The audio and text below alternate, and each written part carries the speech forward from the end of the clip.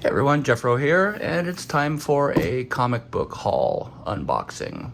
Well, it's already been unboxed, I guess, reveal. But I get my comics usually from Midtown Comics. I've got my pull list through them, and I get my delivery every 2 weeks, which is nice. Keeps shipping fees down. But here's what we got this week. So we're gonna start off with the Ultimates #1. I've really been liking this new Ultimate series. In fact, the whole Ultimate universe. In fact, looks like I got 2 copies of this one, and the spine is not in great shape on either one of them, so I'm a little disappointed about that, but the story was really good. And then I got this variant foil cover because it was on sale, and foil variants are usually pretty cool. Next up, we got #5, The Ultimate Spider-Man. This has been a really good series. I see some people over the last 2 issues have kind of turned on it because there's too much talking, apparently. God forbid there be any world building or character development, but I love it. We're getting new versions of a lot of these characters, so a little explanation and backstory and character development is in order, I think. I mean, come on, that's Uncle Ben. He's never alive in any of our stories, so let Hickman tell his story and judge it at the end. Speaking of the end, here we have the end of the Krakoa era. Sorry, the first Krakoa era, apparently. And we've got Uncanny number 700 Legacy, which is a huge number. It's very cool. And then, as you can see, there's just a list of creators that were involved in this. It's very thick, and it was very good. I liked it. And then Rise of the Powers of 10. This is the final issue, I believe. And I love that Jean Grey cover. I'm a big Jean Grey fan. Over into our independents now. We've got The Butcher's Boy. I don't know anything about this. I haven't read it yet, but I heard it was really good, and it's never a bad idea to pick up first issues to see what's going on. And you never know, you might find your new favorite series. So I got that. Haven't read it yet. Minor Threats. Jordan Bloom and Patton Oswalt are writing a comic together with Scott Hepburn on art. I love this series. It's really good.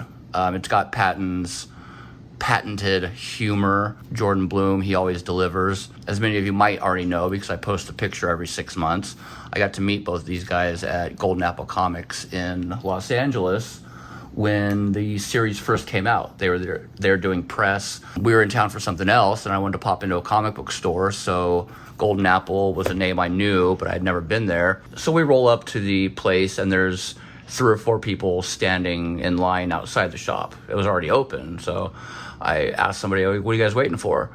And they said, "Oh, there's going to be a signing today." I was like, "Oh, okay, cool. Who's signing?" He said, "Patton Oswalt." And I literally stopped dead in my tracks because Patton's been one of my favorite comedians for a long time. I love that guy. He's very funny. It sounds like we have a lot of the same interests and hobbies. So to get to meet him and Jordan was absolutely awesome. Got him to sign a couple books. And now that CGC is grading and authenticating signatures they didn't witness, I think I'm going to send those in eventually and have them graded, because that's something I want to preserve. So if you're not reading the story, it's very good. It kind of starts off with an Avengers type superhero group has one of their members killed by one of the supervillains in this world. And to bring the supervillain to justice, the superheroes decide they're going to crack down on all the villains. And that includes the minor D-list villains. And they get embroiled into this revenge tale. And it's very good. If you haven't checked it out, pick up the trade paperback. It's out now. And I think you'll like it. So in the Energon universe, we've got the first issue of Scarlet by Kelly Thompson and Mark Ferrari. This is good. I've read this already. So far, all of the Energon titles have been fantastic.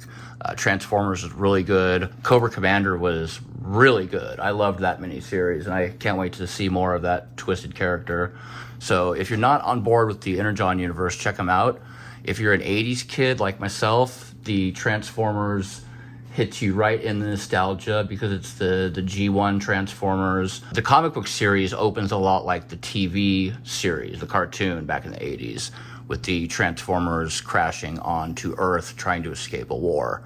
So it's very good. Check it out. But this is Scarlet. This is the newest spin-off title, I guess you could say, or a supplemental title for that series or that shared universe. So far, so good. Definitely check it out. So I picked this up. It's an older issue, but I really like the cover. I believe this is Jenny Frison. I don't actually know how to pronounce her last name, so I apologize. But I love this cover, this variant. Spider-Gwen's always great, and her art is just beautiful. This is frameable. Number 3 of the Dawn Runner. I haven't actually started this series yet, but I heard good things about it, so I picked it up, and I've been waiting for a couple issues to come in so I could read them all the way through. If I read new series month to month, I tend to forget what I read. So I sometimes will just let a couple issues build up, sometimes even the first complete arc, and then I'll go through them, and it makes a lot more sense.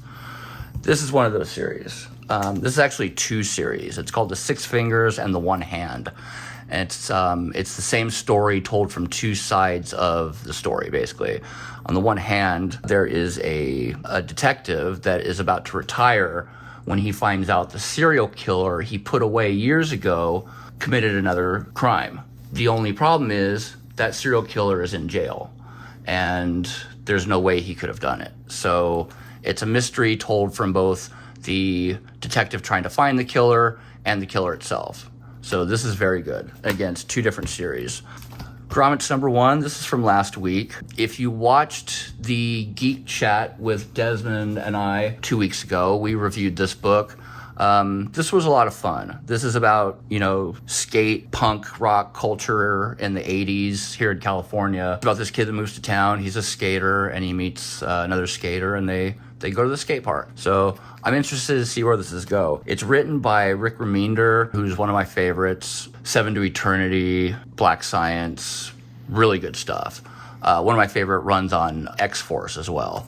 And also Brian Posehn, stand-up comedian Brian Posehn. He's not new to comic writing, and he's definitely got a distinct style. If you read his Deadpool run with the dead U.S. presidents that came back to life, you'll know just kind of how unhinged he can be, which is always great. But this is a more down-to-earth type of story, so nothing crazy or fantastical in this, which is definitely a departure for Rick. And finally, for the sealed issues, we got World Tree number 10. This is another really good series. This is by Image and by James Tynion. I don't know how he cranks out as many books as he does and keep them all good, but World Tree is in that list. So World Tree follows this group of characters who uncover something on the dark web. I don't want to get too much into it because I don't want to spoil anything if anyone hasn't read this yet, but it's very good. You should pick it up. And basically this group of old friends are dealing with the ramifications of what they did and found out in the 80s. And they're trying to get things back to normal. Definitely check this out. All right, moving on, we've got a couple graphic novels. This is called The Strange One by Jeremy Usay. I found out about this because one of my favorite bands from the 90s, Velocity Girl, mentioned this on their Instagram. And it's actually because they are in it. So I had to pick it up. Basically, they're at a concert, and they're seeing Velocity Girl. And there's the lead singer, Sarah Shannon, and then there's another mention of them on the next page. But supposedly the graphic novel itself is really good. I know nothing about it, but we're going to check it out. And it's an independent artist.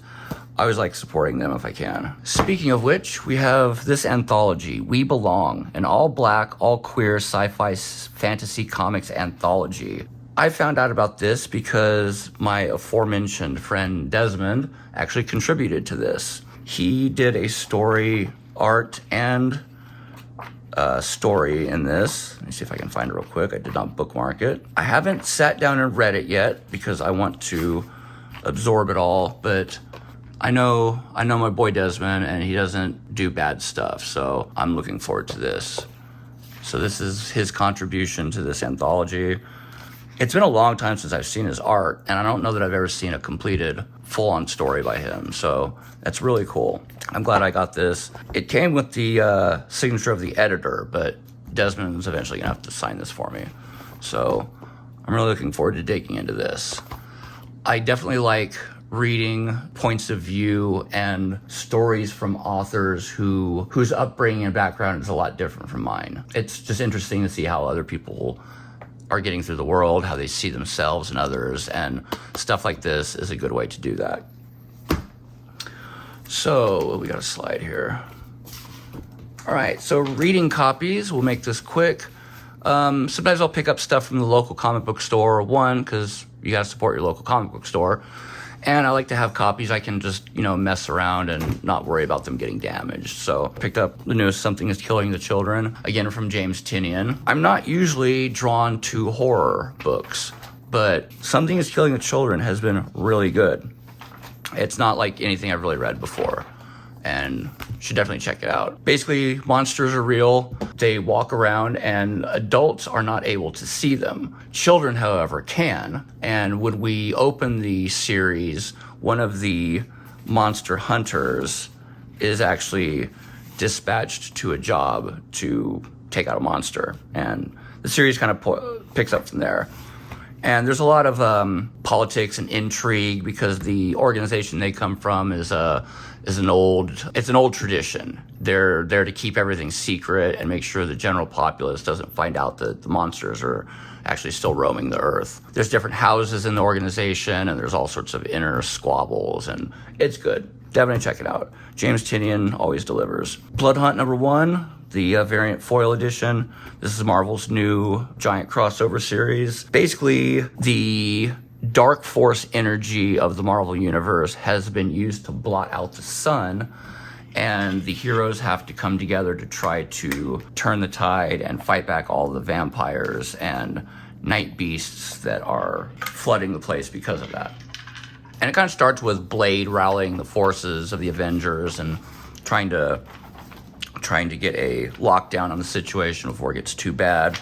I won't spoil it if you haven't read it, but the last page is definitely something else. Homesick Pilots. I read this a long time ago, and I've been wanting to read it again. And when I went to the comic book store, they had the Image Firsts edition. And if you're not aware of these, their Image will reprint some of their first issues for $1, and it's a good way to check out something you might have missed, or something like Saga #1 that's just too expensive to buy a copy of. So Image Firsts, these are great. And they publish new ones all the time. All right, Feral, Part 1.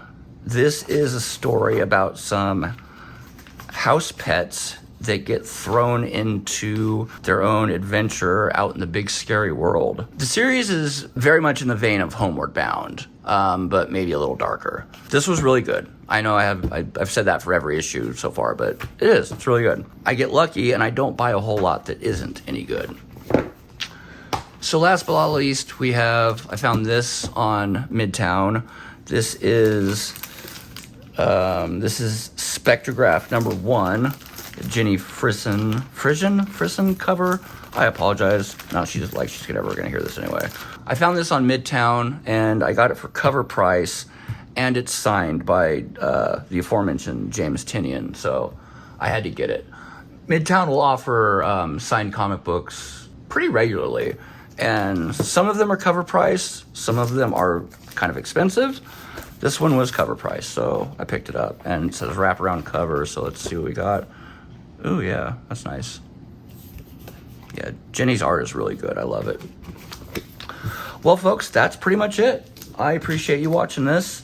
If you have any suggestions for stuff I should read, or you have any questions about the stuff that I did go through today, drop me a comment or send me a message. I'm more than happy to answer any of that. This is not going back in the bag, so it's just going to stay there.